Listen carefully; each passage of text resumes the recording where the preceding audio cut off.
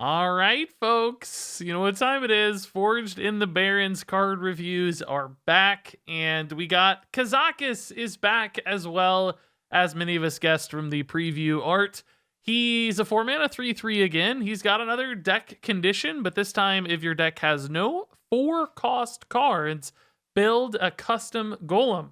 Now, of course, you're wondering what a custom Golem is, and I'll tell you what, so am I. The reveal video showed these things. Basically, it looks like you're going to start with a base minion of a cost of 1, 5, or 10, much like when you would build a potion of old. It's going to be the same cost. And they showed one example of the final minion you might end up with, which had Taunt and Battle Cry draw 2 cards. So it feels to me like you're probably going to choose your base minions cost and stats. So, 1 mana 1 1, 5 mana 5 5, 10 mana 10 10. Then you're probably going to choose a keyword of some sort. So taunt, rush, etc. Maybe divine shield, whatever. And then you're going to choose some kind of effect. Maybe battle cry, maybe death rattle, maybe all battle cries. We still don't have the details. And if I don't have the details in the next 5 or 10 minutes, I'm just going to ship this video live and we'll come back. And once we get all the details on KAZAKUS, we'll do a final review at that stage.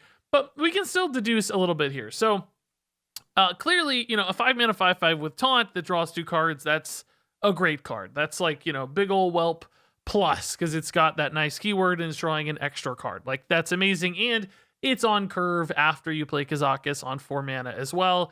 If the results are that good on average, it's pretty clear KAZAKUS is going to have some powerful plays. That's a resource-driven one. There might be some more board reactivity ones. We'll have to see for sure, but I'm sure it's a nice mix that are going to give you some options. Now, it's, the 10 mana minions rarely ever going to be worth it. I'm sure it might be really, really hard to get that down just because 10 mana is such an expense, but certainly 5 on curve feels amazing. And 1 mana minions, if they have some high utility like the 1 mana potions that of old, can clearly be good in a pinch as well. We all know how good lackeys and those sorts of cards have been, so don't discount the 1/1. I think he might be picked more often than not.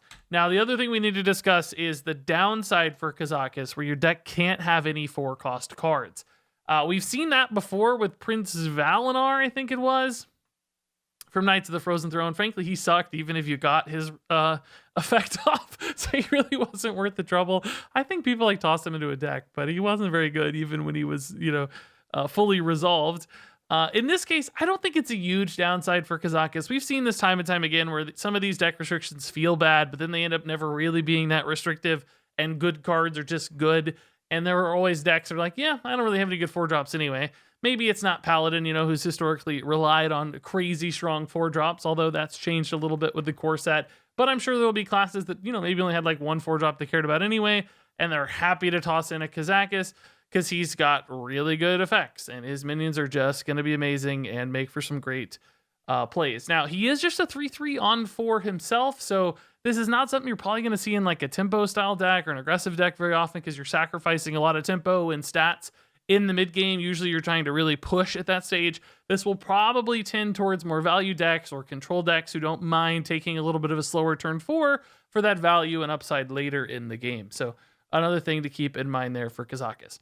All that said, I think this is probably going to end up being a really highly played legendary that we see very often, probably trending towards a 5-star card, but I'm going to wait for my final score and final thoughts until we see exactly what these golems have in store, because that certainly makes a big difference on just how impactful KAZAKUS can be and the kind of decks that make sense for him.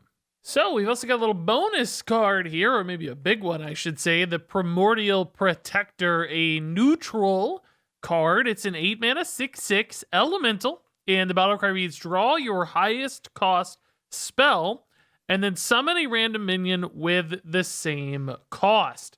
So this is pretty cool. It feels like a card in the vein of a spiteful style deck of old, almost, where you're running maybe a handful of big spells and you got some big minion summons that are being utilized off of those big spells. But the cool thing here is this doesn't restrict you from running small spells alongside it, because you can just draw the biggest one. So you can just put maybe a couple big spells in there, and then boom, you're in Druid. You've got Survival of the Fittest anyway, and this is summoning a 10-drop for 8 mana, and you're getting this 6/6 to boot, and you're drawing your 10 mana spell, which could be something that's a real prize for your deck. In the case of Survival of the Fittest, maybe your deck's built around utilizing that synergy. You got other ways to utilize that spell or cheat it out, which I think makes this actually a surprisingly interesting card. Normally, you look at big, slow, high cost neutral cards, and it's sometimes hard to get those into play. But I think because this is doing something so specific and it's potentially so swingy the turn that it does it, just because you're dumping so many stats, that any deck that's running a really high cost spell, whether that's Survival of the Fittest or an 8-mana spell, or maybe just like something they really desperately need. Think about, say, like Holy Wrath Paladin of Old. If you want to make sure you're gonna draw your Holy Wrath, well, this could indeed guarantee it. Now, I'm not saying that specific use case is relevant for the Primordial Protector, but decks like that in scenarios where one very specific spell or combo piece is necessary, you don't feel good necessarily about spending 8 mana just to tutor something out, but you're not making much of a sacrifice along the way because you're still building a pretty, monster board state potentially. Now, this does lack, some instant impact. It may not necessarily have taunt or rush unless you get lucky with your minion, but we've seen Animated Broomstick fix those problems for cards like this in the past.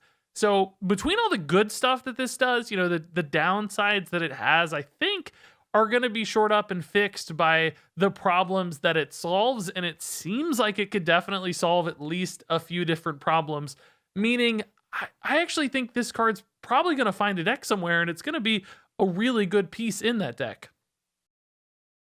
Primordial Protector is a 4-star card. All that said, that's all that we got for this first review. I wanted to get one out and show you KAZAKUS ASAP. There are a ton more reviews incoming, including another one in probably just a few hours because we got a lot more cards coming throughout the day. And then there's going to be reviews every like 6 to 12 hours because the schedule's scattered. I don't know what to do. If you really, really prefer one review a day, let me know because I'm thinking about it. And if you really prefer multiple reviews a day, let me know that too, because that's kind of what I've done historically. But this schedule is so condensed and so weirdly timed and scheduled. If you look at this calendar, they're all over the place. I don't know exactly what to do. So share your thoughts. For now, though, enjoy KAZAKUS, enjoy our other big elemental boy, and stay tuned for lots more card reviews. Thanks for watching, and until next time, game on.